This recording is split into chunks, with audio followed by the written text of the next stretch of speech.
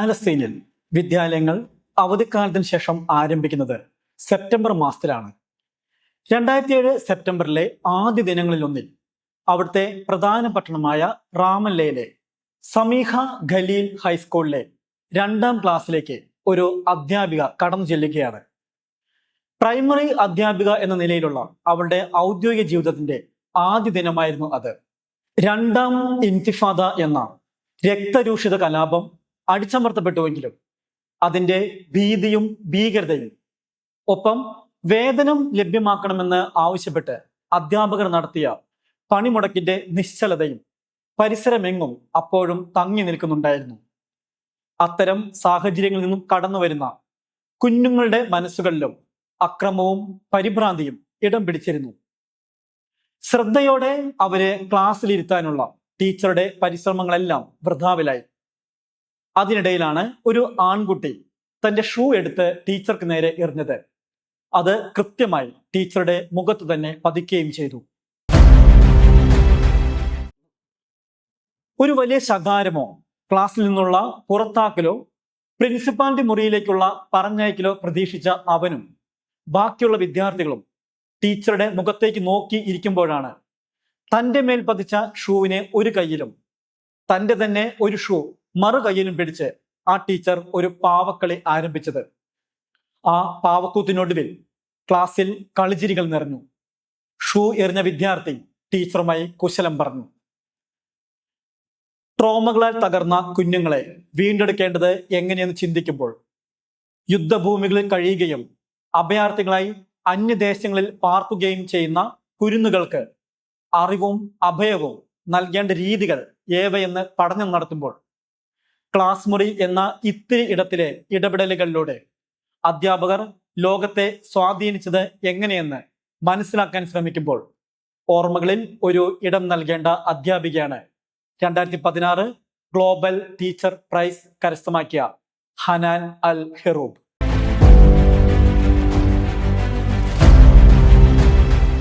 പാലസ്തീനിലെ primary അധ്യാപികയായ ഹനാനെ കുറിച്ച് മാത്രമല്ല 2014 മുതൽ ലോകത്തിലെ ഏറ്റവും മികച്ച അധ്യാപകർക്ക് നൽകി വരുന്ന അധ്യാപകരുടെ ഓസ്കാർ എന്ന് വിളിപ്പേരുള്ള ഗ്ലോബൽ ടീച്ചർ പ്രൈസിനെ കുറിച്ചും ഈ അധ്യായത്തിൽ നാം ചർച്ച ചെയ്യുന്നുണ്ട്.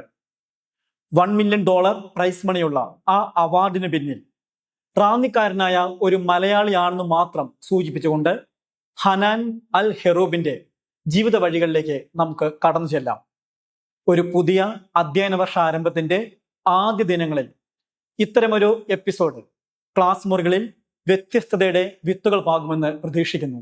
1972 മാർച്ച് 6-നാണ് 9 മക്കളുള്ള ഒരു പാലസ്തീൻ കുടുംബത്തിൽ ഹനാൻ ജനിക്കുന്നത്.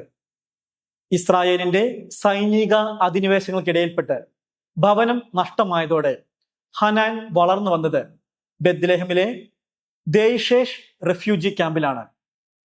ആയിരക്കണക്കിന് മനുഷ്യർ തിങ്ങിപ്പാർത്തിരുന്ന ആ അരക്ഷിത ഭൂമിയിലാണ് ഹനാൻ പഠിച്ചതും വളർന്നതും. പ്രായപൂർത്തിയായപ്പോൾ ഒമർ അൽ ഹെറൂബ് എന്ന ഒരു രാസപദാർത്ഥ വ്യാപാരിയെ അവർ വിവാഹം ചെയ്തു. പിന്നീട് 5 മക്കളുടെ അമ്മയായി മാറിയ ശേഷവും അൽ ഖുദ്സ് യൂണിവേഴ്സിറ്റിയിൽ അവൾ ഇംഗ്ലീഷ് പഠനം തുടർന്നു പോന്നു. ഒരു പരിഭാഷകയായി മാറണമെന്ന വലിയ സ്വപ്നത്തോടെ പഠനം തുടർന്നു പോന്ന ഹനാന്റെ ജീവിതം മാറി മറയുന്നത് 2000-ലാണ്. 2ാം ഇൻതിഫാദ അല്ലെങ്കിൽ അൽ അക്സ ഇൻതിഫാദ എന്നറിയപ്പെടുന്ന പാലസ്തീനിലെ സായുധ കലാപം പൊട്ടിപ്പുറപ്പെടുന്നത് 2000 സെപ്റ്റംബറിലാണ്. ഇസ്രായേലിലെ പ്രതിപക്ഷ നേതാവായ ഏരിയൽ ഷാരോൺ അൽ അക്സ മോസ്ക് സന്ദർശിച്ചതായിരുന്നു ആ കലാപത്തിന് പിന്നിലെ പ്രകോപനമായി മാറിയത്. ഏകദേശം 5 വർഷക്കാലം നീണ്ടുനിന്ന ആ സായുധ വിപ്ലവത്തിൽ നിരവധി ചാവേർ ബോംബ് സ്ഫോടനങ്ങളും വെടിവെപ്പുകളും അരങ്ങേറുകയുണ്ടായി. പോരാട്ടത്തിന്റെ ആദ്യ ദിനങ്ങളിൽ തന്നെ ഹനാന്റെയും ഒമറിന്റെയും കുടുംബത്തിന്മേൽ ചോര പൊടിഞ്ഞു.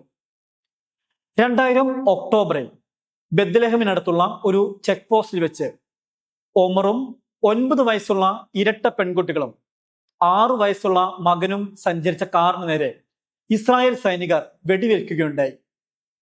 മക്കൾ അത്ഭുതകരമായി രക്ഷപ്പെട്ടുവെങ്കിലും ഒമറിന് ഗുരുതരമായി പരിക്കേറ്റു. നീണ്ട ചികിത്സകൾക്കൊടുവിൽ അദ്ദേഹം സാധാരണ ജീവിതത്തിലേക്ക് മടങ്ങിയെത്തിയെങ്കിലും അക്രമവും രക്തച്ചൊരിച്ചിലും നേരിൽ കണ്ട മക്കളുടെ സ്ഥിതി തികച്ചും വ്യത്യസ്തമായിരുന്നു. ഗുരുതരമായ ഒരു മെന്റൽ ട്രോമയിലൂടെ കടന്നുപോയ ആ കുഞ്ഞുങ്ങൾ ഭീതിക്കടിപ്പെട്ടു എന്ന് മാത്രമല്ല, ആത്മവിശ്വാസം നഷ്ടപ്പെട്ടവരുമായി. പുറത്തേക്കിറങ്ങാനും സ്കൂളിൽ പോകാനും അവർ മടി കാണിച്ചു. കുടുംബത്തിന്റെ ഉത്തരവാദിത്വവും മക്കളുടെ ഭാവിയും തന്റെ കയ്യിലേക്ക് വന്നു ചേർന്നതോടെ ഹനാൻ അധ്യാപകരോടും സ്കൂൾ അധികൃതരോടും കുഞ്ഞുങ്ങളുടെ വിഷമാവസ്ഥയെപ്പറ്റി സൂചിപ്പിച്ചു.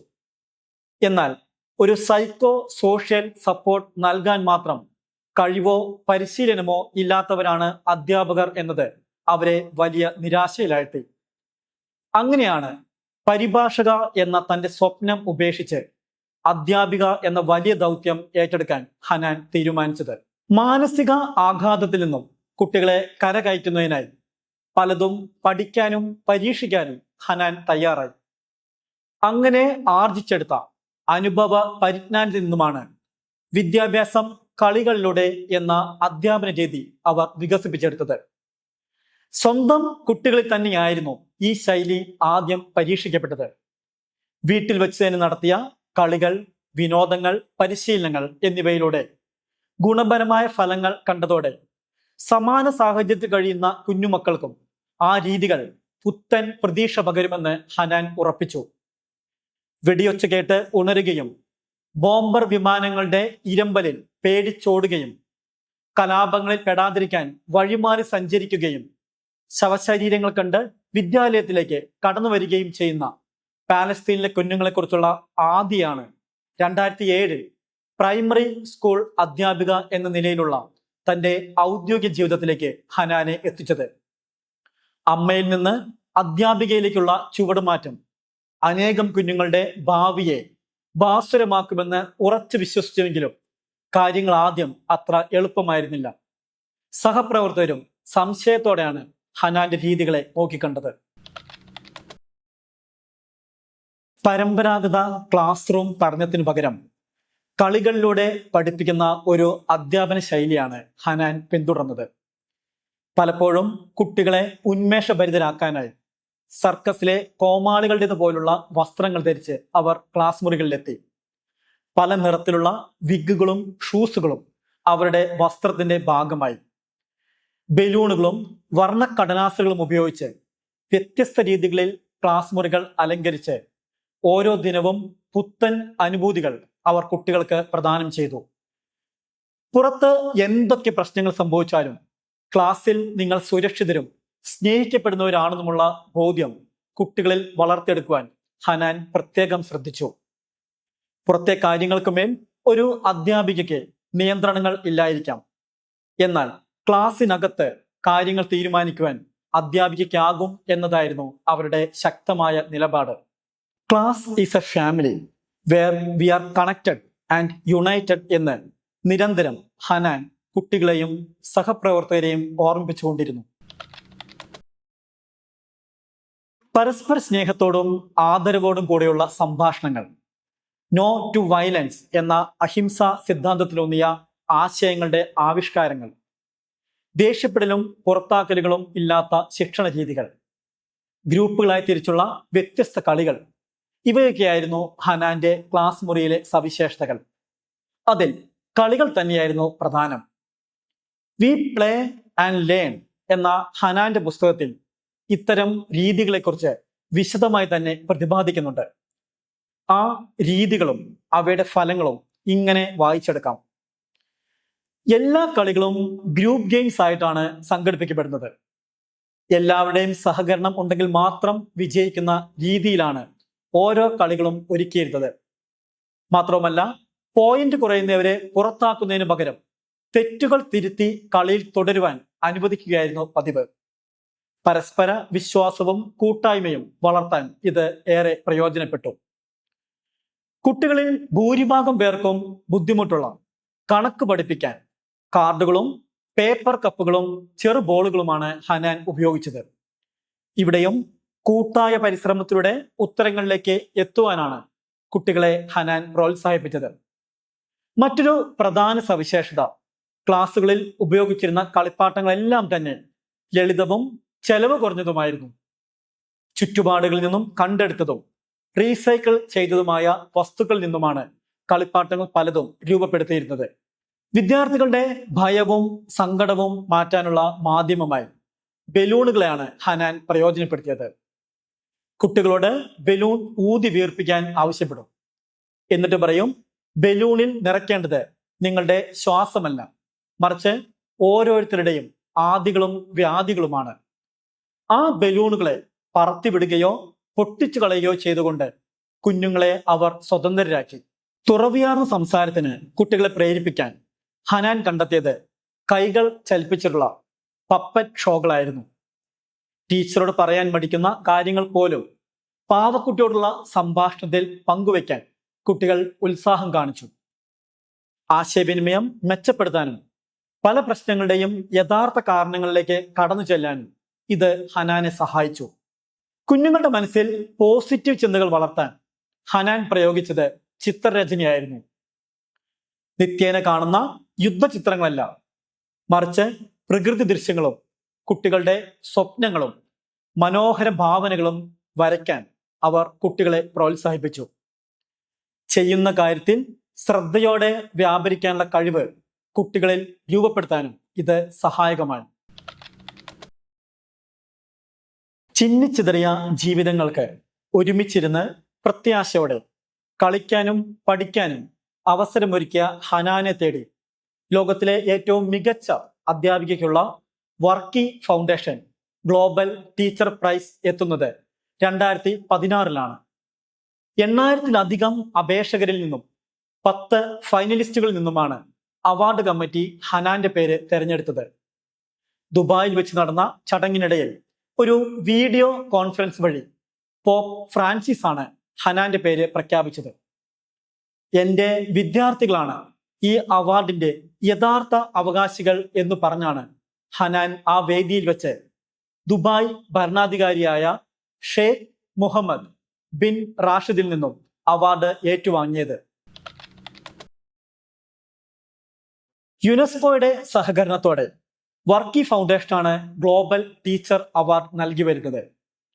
അവാർഡിന്റെ വിശദാംശങ്ങളിലേക്ക് കടക്കുന്നതിന് മുൻപ് വർക്കി ഫൗണ്ടേഷൻ എന്താണെന്ന് ഒന്ന് അറിയാൻ ശ്രമിക്കാം. കേരളത്തിലെ പത്തനംതിട്ട ജില്ലയിലെ റാന്നിയിൽ 1957 ജനിച്ച സണ്ണി വർക്കിയാണ് ഇംഗ്ലണ്ട് ആസ്ഥാനമായ വർക്കി ഫൗണ്ടേഷൻ സ്ഥാപകൻ. 1968 സണ്ണിയുടെ മാതാപിതാക്കൾ ദുബായിൽ തുടങ്ങിയ അവറോൺ ഇംഗ്ലീഷ് ഹൈസ്കൂളിൽ നിന്നുമാണ് എല്ലാറ്റിൻ്റെയും ആരംഭം. 1980 മാതാപിതാക്കളിൽ നിന്നും സ്കൂൾ നടത്തിപ്പ് ഏറ്റെടുത്ത സണ്ണി വ്യത്യസ്ത രാജ്യങ്ങളിലെ സിലബസ് പഠിക്കാനുള്ള സൗകര്യം സ്വന്തം സ്കൂളിൽ ഏർപ്പെടുത്തി. അതോടെ അദ്ദേഹത്തിന്റെ സ്കൂളിലെ പഠന നിലവാരം ഉയർത്താനും തുടങ്ങി. 2000 global education management system Gems എന്ന പേരിൽ വിവിധ രാജ്യങ്ങളിൽ സ്കൂളുകൾ തുറന്നു. നിലവിൽ ലോകത്തിന്റെ പല ഭാഗങ്ങളിലായി 80 സ്കൂളുകൾ സ്വന്തമായുള്ള ജെംസ് ലോകത്തിലെ ഏറ്റവും വലിയ സ്വകാര്യ സ്കൂൾ ശൃംഖലയാണ്. 2010 വർക്കി ഫൗണ്ടേഷൻ എന്ന പേരിൽ ഒരു ഓർഗനൈസേഷൻ സ്ഥാപിച്ച് എഡ്യൂക്കേഷൻ പ്രൊമോഷൻ ആൻഡ് ചാരിറ്റി പ്രവർത്തനങ്ങളെ അതിന്റെ കീഴിലേക്ക് കൊണ്ടുവന്നു. UNESCO, Microsoft, World Economic Forum, UAE ministry of education, Bill Clinton global initiative എന്നിവരും ഈ ഉദ്യമത്തിൽ വർക്കി ഫൗണ്ടേഷനൊപ്പം കൈകോർത്തു. Every child everywhere deserves a good teacher എന്ന ലക്ഷ്യം മുന്നിൽ കണ്ടാണ് വർക്കി ഫൗണ്ടേഷൻ 2014 മുതൽ ഗ്ലോബൽ ടീച്ചർ അവാർഡ് നൽകി വരുന്നത്. അധ്യാപകർക്ക് നൽകുന്ന ആദരവ് അവരുടെ പ്രവർത്തനങ്ങളെ മെച്ചപ്പെടുത്തുമെന്നും ഇത് കുട്ടികൾക്ക് മികച്ച നിലവാരമുള്ള വിദ്യാഭ്യാസം ഉറപ്പാക്കും എന്നുമുള്ളതാണ് ഇതിനു പിന്നിലെ യുക്തി. ലോകത്തിന്റെ ഭാവിയിൽ കൃത്യമായി ഇടപെടാൻ പറ്റുന്നവരാണ് അധ്യാപകർ എന്ന സത്യമാണ് ഓരോ അവാർഡ് ദാന ചടങ്ങിലും പ്രഖ്യാപിക്കപ്പെടുന്നത്. 2020 രഞ്ജിത്ത് ദിസേലയിലൂടെയും 2026 റൂബേൽ നാഗിയിലൂടെയും ഈ അവാർഡ് ഇന്ത്യയിലും എത്തിച്ചേർന്നിട്ടുണ്ട്. 2021 മുതൽ മികച്ച വിദ്യാർത്ഥിക്കുള്ള അവാർഡും 2022 മുതൽ മികച്ച വിദ്യാലയത്തിനുള്ള അവാർഡും വർക്കി ഫൗണ്ടേഷൻ നൽകി വരുന്നുണ്ട്. ഗ്ലോബൽ ടീച്ചർ അവാർഡിന്റെ സമ്മാന തുകയായ $1,00,000 10 വർഷങ്ങളിലെ വാർഷിക ഗഡുക്കളായിട്ടാണ് കൊടുത്തു തീർക്കുക. സമ്മാനാർഹരായവരുടെ പ്രാതിനിധ്യവും തുടർച്ചയും വിദ്യാഭ്യാസ മേഖലയിൽ ഉറപ്പുവരുത്തുന്നതിനാണ് ഈ രീതി പിന്തുടരുന്നത്. ഹനാൻ അൽ ഹെറൂബ് തനിക്ക് ലഭിച്ച സമ്മാന തുകയെ താഴെ പറയും വിധമാണ് വിനിയോഗിച്ചിരിക്കുന്നത്. 1. പാലസ്തീൻ എഡ്യൂക്കേഷൻ മിനിസ്ട്രിക്കൊപ്പം ചേർന്ന് മിറാക്കിൾ ടീച്ചിങ് എന്ന ഒരു സംഘടന ആരംഭിക്കുകയും അതിലൂടെ പാലസ്തീനിലെങ്ങുമുള്ള അധ്യാപകർക്ക് പ്ലേ ആൻഡ് ലേൺ എന്ന പരിശീലനം നൽകി വരുന്നു. 2. മിടുക്കരായ പാലസ്തീൻ വിദ്യാർത്ഥികൾക്ക് ഉന്നത പഠനത്തിലുള്ള സ്കോളർഷിപ്പ് ഏർപ്പെടുത്തിയിരിക്കുന്നു. 3. വി പ്ലേ ആൻഡ് ലേൺ എന്ന തന്റെ പുസ്തകത്തിന്റെ പ്രചാരണത്തിനായി ഒരു നിശ്ചിത തുക ഉപയോഗപ്പെടുത്തുന്നു. 4. പുതിയ ബോധന രീതികൾ പിന്തുടരുന്നതിന് ആവശ്യമായ കളിപ്പാട്ടങ്ങളും പഠനോപകരണങ്ങളും സ്കൂളിലേക്ക് എത്തിക്കുന്നതിന് തുക വിനിയോഗിക്കുന്നു. ഗ്ലോബൽ പ്രൈസിന് അർഹരായവരുടെ രീതികളെ സംബന്ധിച്ച് ചില വർഷങ്ങളിൽ വിവാദങ്ങളും ഉണ്ടാകാറുണ്ട്. എന്നാൽ ഹനാന്റെ അധ്യാപനത്തെ എല്ലാവരും അംഗീകരിച്ചുവെങ്കിലും വിവാദം വന്നത് മറ്റൊരു വഴിക്കാണ്. അവരുടെ ഭർത്താവായ ഒമർ അൽ ഹെറൂബുമായി ബന്ധപ്പെട്ടതായിരുന്നു ആ വിവാദം. 1980 ഹെബ്രോണിൽ നടന്ന ഒരു ഗ്രനേഡ് ആക്രമണത്തിൽ 6 ഇസ്രായേൽക്കാർ കൊല്ലപ്പെടുകയുണ്ടായി. ആക്രമണത്തിന് ആവശ്യമായ രാസവസ്തുക്കൾ ഒമറിന്റെ കടയിൽ നിന്നുമാണ് വാങ്ങിയത് എന്ന് കണ്ടെത്തി 10 വർഷം ജയിൽ ശിക്ഷയ്ക്ക് വിധിക്കപ്പെടുകയും അത് അനുഭവിക്കുകയും ചെയ്ത വ്യക്തിയാണ് അയാൾ. അതിനാൽ തന്നെ അവാർഡ് തിരികെ വാങ്ങണമെന്ന് ആവശ്യപ്പെട്ട് ഇസ്രായേലി സംഘടനകൾ പ്രക്ഷോഭങ്ങൾ ആസൂത്രണം ചെയ്യുകയുണ്ടായി. എന്നാൽ ഇതിനുള്ള വർക്കി ഫൗണ്ടേഷൻ മറുപടി വ്യക്തവും കൃത്യവുമായിരുന്നു. ഹനാൻ അൽ ഹെറൂബിന്റെ വ്യക്തിപരമായ അധ്യാപന മികവും വിദ്യാഭ്യാസ സംഭാവനകളും മാത്രം അടിസ്ഥാനപ്പെടുത്തിയാണ് അവാർഡ് നൽകിയിരിക്കുന്നത്. കുടുംബാംഗങ്ങളുടെ വിശദാംശങ്ങൾ ഞങ്ങൾ പരിഗണിക്കുന്നില്ല. വെറുപ്പും അക്രമവും, യുദ്ധവും പട്ടിണിയും, ലഹരി വസ്തുക്കളും വിവിധ മാനസിക പ്രശ്നങ്ങളും കുഞ്ഞുങ്ങളുടെ ഭാവിയെ ആശങ്കയിലാഴ്ത്തുമ്പോൾ ശരിക്കും പ്രത്യാശയുടെ ഒരു തിരിവട്ടമാണ് ഹനാൻ അൽ ഹെറൂബ്. പാലസ്തീൻ എന്ന യുദ്ധഭൂമിയിലെ ക്ലാസ് മുറികളിൽ അവർ ചെയ്യുന്നത് ശരിക്കും വിസ്മയമാണ്. പരീക്ഷകളിൽ ഉന്നത വിജയം കരസ്ഥമാക്കിയില്ലെങ്കിലും ഭാവിയിൽ ഒരു വിദ്യാർത്ഥിക്ക് ഈ സമൂഹത്തിൽ ഒരു ഉത്തരവാദിത്വം നിറവേറ്റാൻ ഉണ്ടാകും. അതിന് അവളെ അല്ലെങ്കിൽ അവനെ പ്രാപ്തനാക്കാനാണ് ഞാൻ ശ്രമിക്കുന്നത്. ഹനാന്റെ ഈ വാക്കുകൾ അധ്യാപകർ ഹൃദയത്തിൽ എഴുതി സൂക്ഷിക്കേണ്ടതാണ്. ഓർമ്മകളിൽ ഒരു ഇടം തേടിയുള്ള ഈ യാത്ര നിങ്ങൾക്കൊപ്പം തുടരാനാകുമെന്ന പ്രതീക്ഷയോടെ